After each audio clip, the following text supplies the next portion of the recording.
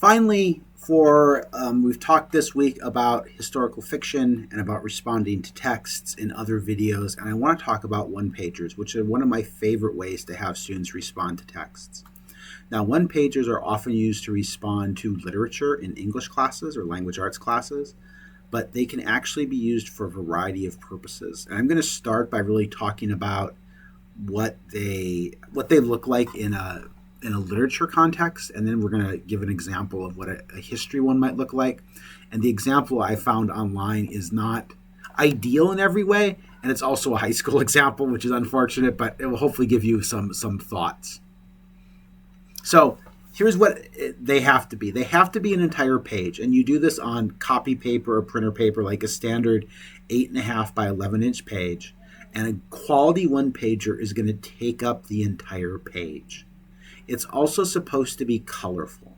Now, the research when I was first trained on one-pagers, I was told, that's because if you use color, it turns on different parts of the brain than if you use black and white. And I don't know that I believe that. I haven't looked it up. I'm not that concerned to look it up. But it has to be colorful. If you're using it to respond to a text, you should include the title and the author of the text. So, for example, if I were reading a historical fiction work like The Birch Bark House, I would include in one pager the name, The Birch Bark House, and the author, Louise Erdrich. And then it needs to include a visual or symbol that represents the theme of the work if it's fiction, or the main point, the main idea of the work if it's nonfiction. And if students choose to illustrate something, my rule, and I got this from one of my colleagues, Felicia Maldonado, that you're not allowed to have stick people. And Felicia's rationale for this, when telling her 7th graders this, was that she said, I am not an artist. I am not artistically inclined. But if you draw a stick figure, you're not putting forth any effort. You are taking 5 seconds to do that. And even someone who is not artistically inclined, I am also not an artistic person. And when I do this in person, I talk about on the board and I give an example of how if I take just 1 minute, I can draw a person that is not a stick figure. They aren't perfectly accurate, but they definitely aren't a stick figure. So let me actually try that here. So as I mentioned in a previous video, PowerPoint has issues for me always, like it always puts in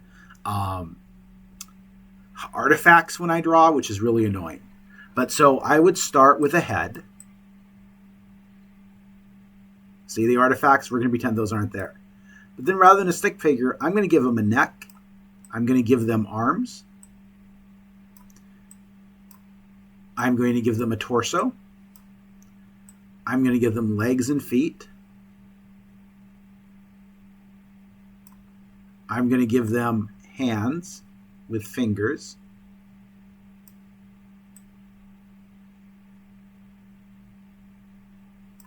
That might be more than 5 fingers on that hand. And that's okay. Some people have more than 5 fingers on a hand. I'm going to give them sleeves. I'm going to give them a collar, a belt. I'm going to give them where their pants end. I'm going to give them shoes, maybe some shoelaces there. I'm going to give them eyes and a nose and a smile. And I'm going to give them hair. And I'm going to give them ears. This is not a stick figure. It has not taken me 10 minutes. Obviously, if I were doing this on paper, this would be slightly better, even though I'm not an artist. Even doing it on a dry erase board, it goes better than this. That's what I mean by no stick people. There's no reason why a student, even an elementary student, right, this does not show effort. If you can do it in 5 seconds, you're not putting forth the effort you could do. Yeah. So these are elements that are always present no matter what. Now, just these elements alone are not going to fill up a page. So other elements are depending on what you want to focus on. So I'm calling these focused elements. In some cases, it might be an important passage from the book or a summary of the book or a summary of the story. You might tie this in with vocabulary and have students include vocabulary words from the book and definitions of them. You might have them talk about the theme if it is fiction, or the topic if it is nonfiction. Obviously, if they've drawn something representing that, but you could also have them state it in words. Often I will have them make connections with other things. I've already mentioned the summary. So these are all potential elements of a one-pager. Let me give you an example of one for history that I recently found online. I do want to give credit for this. I found this from a Google search where I searched for one-pager example history, and the one I found was this PDF from Ms. McDuss history.pbworks.com, and it is first a definition of it a little bit, and here she has some different approaches than I do. Again, this is for high school. So she lets them use like things they find online to print out. And in part that can be appropriate. I really think it's preferable, in my opinion, for students to do this by hand. I just think that's better. And I don't have research to back me up, I don't think. So, do what you will with it. So this is a one about the temperance movement during the Progressive Era, including some quotes from materials, some background context information, and then key pictures. And these are super important pictures from this era. I will give them that. So that might be okay then. So this is one example. Most of the examples you're going to find online when you search for this are going to be literature examples. I actually had my students in middle school and high school start the year by doing personal one-pagers, like an All About Me paper, except as a one-pager format, which I really liked. I really enjoy one-pagers.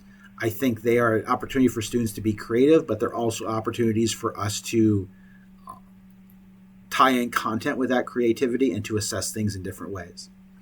So I hope you'll think about using one-pagers. Again, Google is our friend here.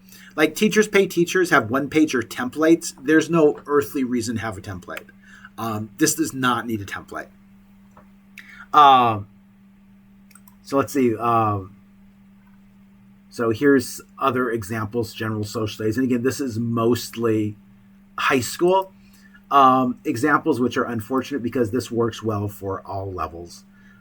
So here's someone who did, this is really a nice idea, mini biographies of the U.S. over time, or how the U.S. is right now, I guess. So we have like economics, geography, history, and culture. This would be great in Minnesota studies, I think, something like this, right? Minnesota, a mini bio, and talk about Minnesota history, Minnesota government, Minnesota's economy, the new ethnic study standards and how they relate to Minnesota history. So Google is our friend. So I hope you found this helpful and useful. If you have any questions, please reach out. Thanks for watching.